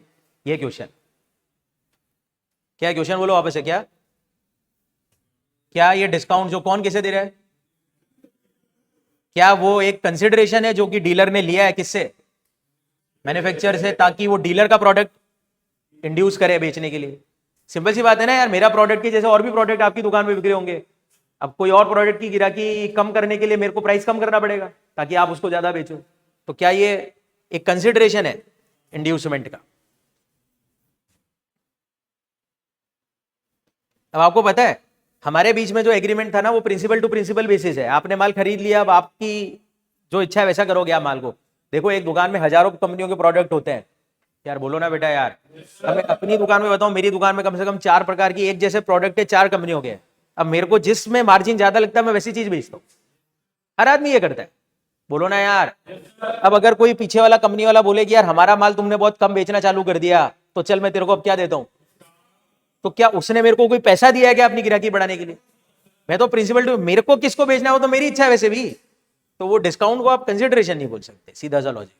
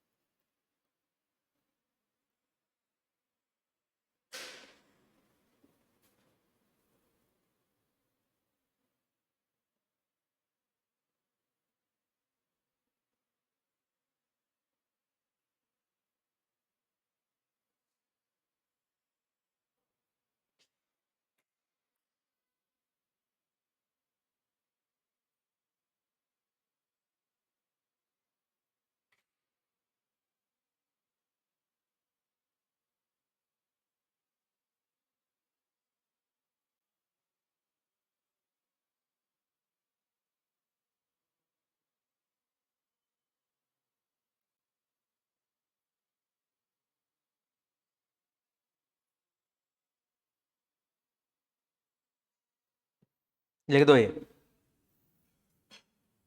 जब मैंने कोई माल बेच दिया है डीलर को, तो फिर वो मालिक डीलर बन चुका है।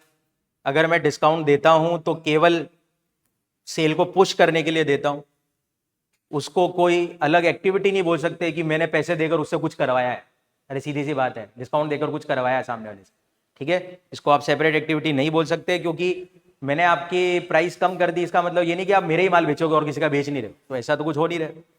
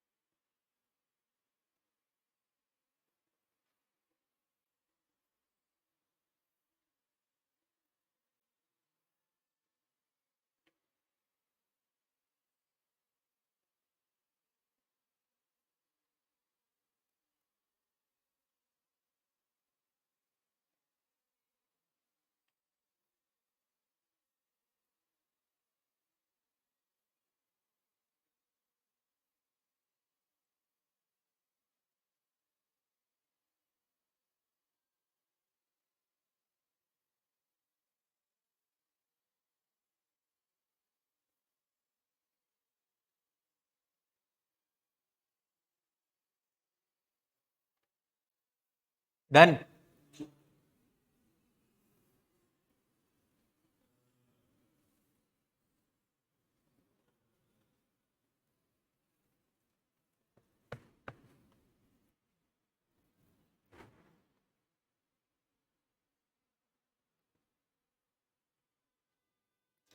ठीक है ना, ये क्वेश्चन क्या था, समझ में आ गया कि जो डिस्काउंट में दे रहा हूं क्या वो एक कंसिडरेशन है मेरा प्रोडक्ट ग्राहकों को बेचने के लिए, इंड्यूस करने के लिए?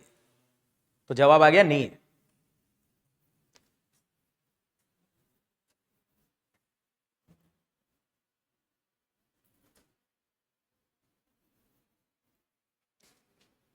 समझ गया ना, इंड्यूसमेंट क्या होता है बेटा?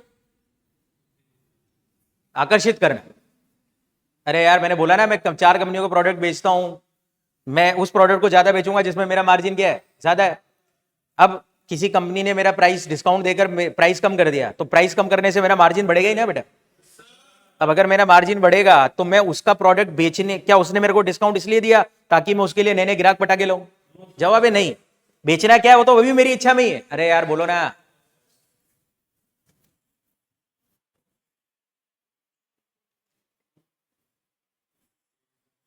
मैं इतना क्यों बता रहा हूं, क्योंकि अगला क्वेश्चन सेम बात पे रेस हो गया है। हटाऊं इसको मैं, ये हटाऊं क्या? अब देखो इशू 3। अब बोला कि ये जो पोस्ट सेल डिस्काउंट में देता हूं मैन्युफैक्चर डीलर को, तो क्या उसको कंसिडरेशन बोल सकते हैं? किस चीज का consideration? To promote sale of the goods. ऊपर क्या बोला था, कंसिडरेशन इंड्यूसमेंट का है क्या? जवाब है नहीं। क्या सेल प्रमोट करने का कंसिडरेशन बोल दूं फिर मैं इसको? क्या इसको सेल प्रमोशन का कंसिडरेशन बोले? समझ आ गया? क्वेश्चन वही का वही है भी। क्या पोस्ट सप्लाई डिस्काउंट जो मैन्युफैक्चरर डीलर को देता है, क्या उसे कंसिडरेशन बोलना चाहिए? पहला किस चीज का कंसिडरेशन? To inducement. और दूसरा किसका? Promote my sale. अरे बोलो, अब इसका जवाब सुनिए। When dealer receives such post sale discount, they may engage in promotional activity to boost sale. However, these activity ultimately enhance the sale of good that the dealer themselves own, thereby increasing their own revenue. In this context, the discount merely reduces the sale price of the good and is not linked to any independent service rendered to the manufacturer. Again, मान लो कि उसने मेरे को discount दिया, मैंने अपनी उस product की गिराकी बढ़ाने के लिए ना प्रमोशन करना चालू कर दिया कि पहले ये चीज इतने में थी, अब ये इतने में होने लगी, नए नए गिराक मैं उसके लिए पकड़ रहा हूं। अब यहां पे इरादा क्या है? उसकी गिराकी बढ़ाना कि मेरी गिराकी बढ़ा? मेरा अभी भी इरादा मेरी गिराकी बढ़ा, क्योंकि मैं तो इंडिपेंडेंट बेसिस में माल खरीद के लिया, उसने कम करे तो मैंने सोचा कि चलो अगर सस्ता कर दिया तो सस्ते के कारण हो सकता है ग्राहक ज्यादा आ जाए। तो अगेन, क्या वो पैसा उसने मुझे एज ए कंसिडरेशन दिया है कि मेरे लिए ये काम करेगा तो तेरे को डिस्काउंट दूंगा? नहीं।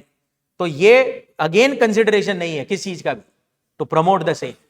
इसका भी कोई कंसिडरेशन नहीं है, क्योंकि मैं तो इंडिपेंडेंट आदमी हूं भाई, मेरी इच्छा नहीं होगी तो मैं प्रमोट भी नहीं करूंगा। क्या उखाड़ लेगा वो, कम कर दे, क्या फर्क पड़ रहा है? बहुत सारे प्रोडक्ट है जिसकी क्वालिटी गंदी भी होती है, वो कम भी कर देते हैं तो भी मैं आगे नहीं बेचता उसको, चल मैं कम करता रहे, हमारे क्या जाए यार, बोलो ना। अब अगर उसने प्रोडक्ट की रेट कम करी, मेरे को पता है कि यार इसकी डिमांड है मार्केट में, तो फिर मैं अगर उसका प्रमोशन करके उसको बेच रहा हूं तो इससे मेरा फायदा है यार, उसका फायदा करने के लिए मैं काम नहीं कर रहा हूं, सिंपल सी बात। क्योंकि अगर मैं इसलिए काम कर रहा, इस लालच में काम थोड़ी ना कर रहा हूं क्योंकि डिस्काउंट मिल गया, यस अब मैं उसका माल बेचता हूं धनाधन धनाधन, नहीं है मेरा कोई इरादा ऐसा। तो इसीलिए ये भी क्या, कोई कंसिडरेशन नहीं है किसका? Promote on sale. ना इंड्यूसमेंट का कंसिडरेशन है ना प्रमोशन का कंसिडरेशन, दोनों में एक एक शब्द का खेल है, पर लॉजिक दो इशू के दो क्लैरिफिकेशन। लिख दो भाई। हाँ, पर इसमें भी एक और चीज दिखी, आप पढ़ लेना। However, GST would be leviable in case where a dealer undertakes specific sale promotional activities such as advertising, campaign, branding, customizing service, only when such services are explicitly stated in the agreement with clearly defined consideration payable for such supply. हाँ, यहाँ पे clarity बिल्कुल सही है ये। अब अगर मान लो कि उसने मेरे को बोला कि यार मैं प्राइस कम करता हूँ, तेरे को डिस्काउंट भी दूंगा, तू मेरा प्रचार प्रसार कर, और बाकायदा मैंने उसके साथ एग्रीमेंट करा और उसमें लिखा है कि तेरा प्रचार प्रसार करने के लिए मैं 1 लाख रुपए और लूंगा भाई, ताकि तेरा बैनर पूरे अपने शहर में लगाऊंगा। तो उस केस में तो फिर वो 1 लाख रुपए के जीएसटी लगना ही चाहिए, क्योंकि वो एक कंसिडरेशन है किसके लिए? सेल प्रमोशनल सर्विस के लिए। तो वो तो अलग चीज हो जाएगी, पर केवल डिस्काउंट मिलने के बाद मैंने अपनी जेब से प्रमोशन कर दिया, उससे कोई पैसे नहीं ले रहा, तो दैट इज नॉट ए कि डिस्काउंट कंसिडरेशन नहीं है भाई, यार बोलो ना। हाँ, अब डिस्काउंट के बाद उसने बोला कि डिस्काउंट भी दे देता हूं, प्लस तू प्रचार प्रसार कर अपने शहर में, मेरा प्रोडक्ट ज्यादा से ज्यादा बेच, तेरे को और भी क्या दूंगा मैं, ये पैसे और ले लेता हूँ प्रचार के लेने के जो भी तेरे को लगने, तो फिर वो जीएसटी के दायरे में आएगा वो अमाउंट जिस पे क्या है एग्रीमेंट हुआ था मेरा। अरे बोलो ना, तो लिखिए भाई, इशू तो लिख लीजिए पहले।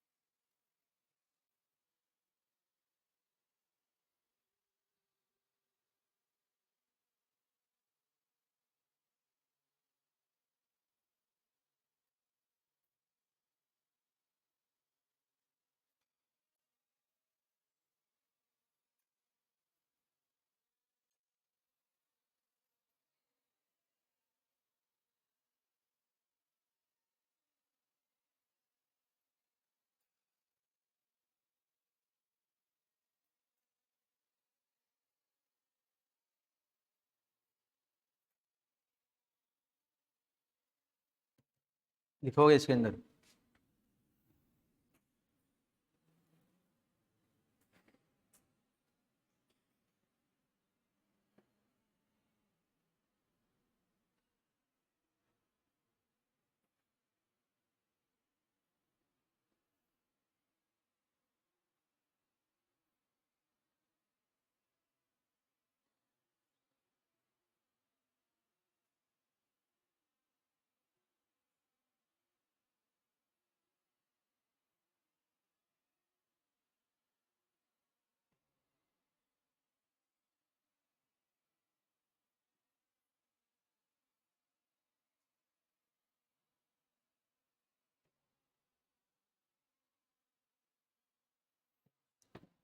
लिखो भैया। तो पहला पैराग्राफ बोल रहा है कि भैया ये डिस्काउंट तो मेरा कंसिडरेशन नहीं है।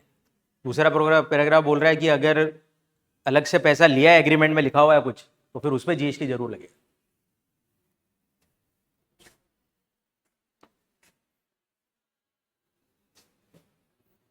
ये लैंग्वेज याद करना है ना, लिखनी पड़ेगी, वो तो आपको पता ही है मैं क्या बता रहा हूँ ये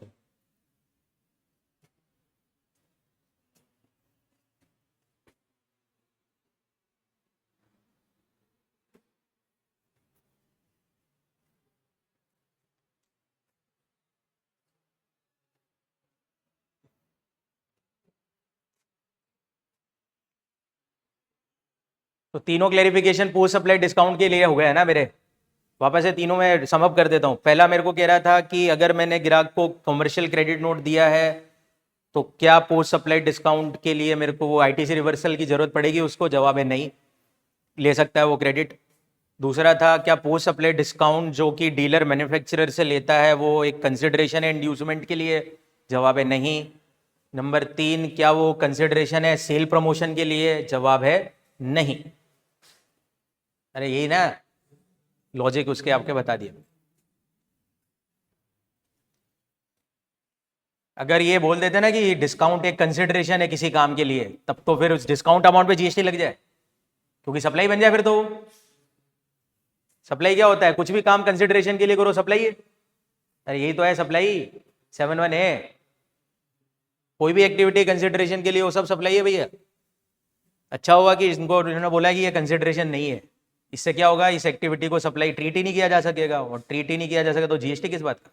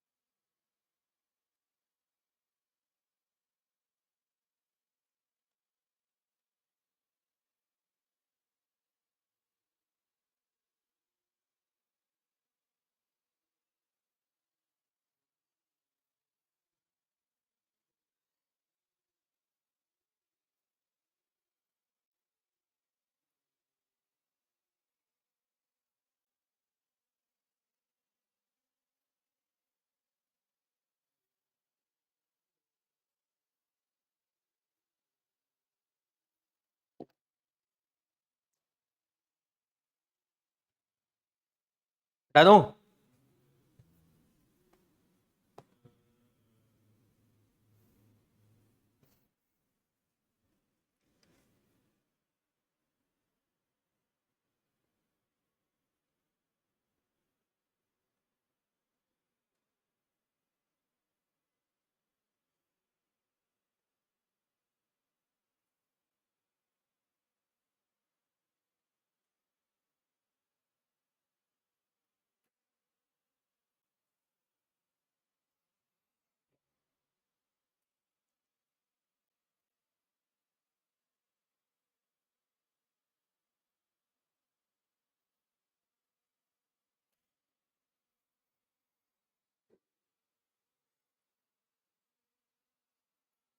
डन है।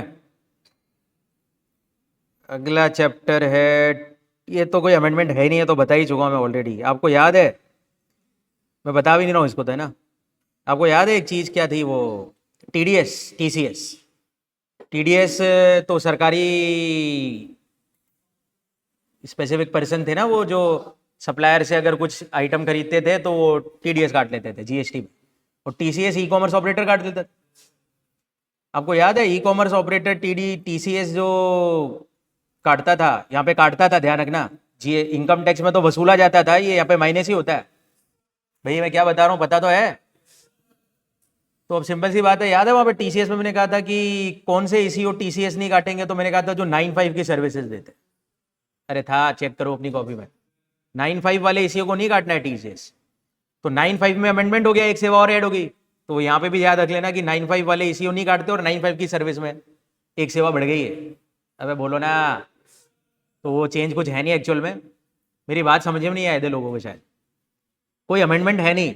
अमेंडमेंट क्या है समझ में आ गया? टीसीएस में था ये कानून की 95 वाली सर्विस पे टीसीएस नहीं कटेगा, था। अब क्योंकि 95 में चेंज हो गया है, तो 95 की जो सर्विसेज यहाँ पे चैप्टर में दी हुई थी हमको ऑलरेडी मॉड्यूल के अंदर, तो उसके अंदर एक और नाम वापस ऐड हो गया, तो मॉड्यूल में जो जो चेंजेस करेंगे वो वापस बताएंगे इसे। हाँ खत्म, लास्ट और फाइनल, रिटर्न में चेंज। क्या था वो, annual return, annual return, annual return, हाँ, अगले साल की 31 दिसंबर तक, यही था ड्यू डेट, एनुअल रिटर्न की ड्यू डेट यार। तो बड़ी इंटरेस्टिंग सी एक बात है, एक अमेंडमेंट है, सेक्शन 44 एनुअल रिटर्न का डेट है।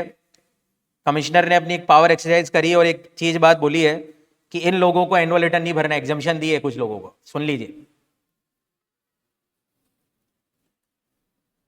एग्जाम्प्टेड है ना, commissioner on recommendation of council in respect of filing of annual return for the financial year 24-25 on, 24-25 से जो भी एनुअल रिटर्न में भरूंगा उसमें एग्जाम्पशन मिलेगी।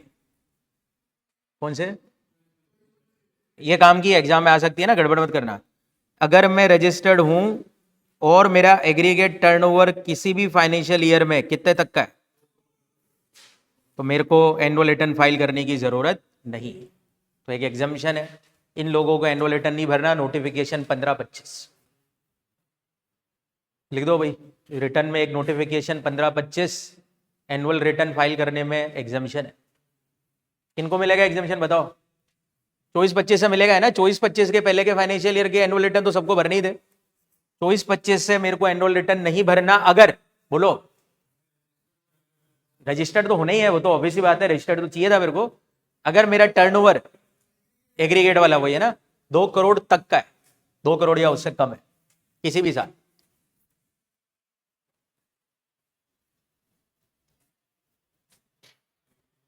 तो यहां पे जाकर समापन है आपके अमेंडमेंट्स का, जो कि इंस्टीट्यूट ने इशू करे हैं जीएसटी से रिलेटेड। 15 पन्ने, 14 पन्ने, ठीक है। आपको देखने की अब जरूरत नहीं है, आपने सब लिखा पढ़ी कर ली है, तो अपनी कॉपी से ही आप पढ़ लेना। मेरे को तो ऐसा कोई, और ध्यान रखना मैंने इस अमेंडमेंट के साथ वो मॉड्यूल का वो टॉपिक जो इंश्योरेंस वाला छूटा था वो भी डिस्कस कर लिया, ध्यान रखना।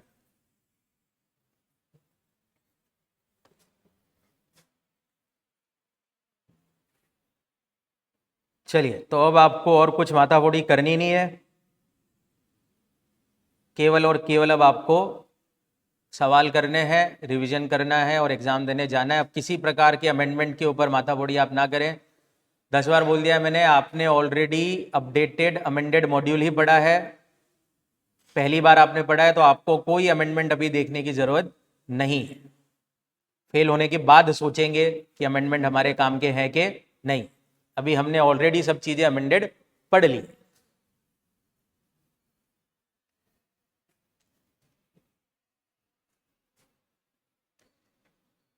ठीक है, टैक्स रेट वगैरह सब हमने चेंज कर ली बेटा, ध्यान रखना।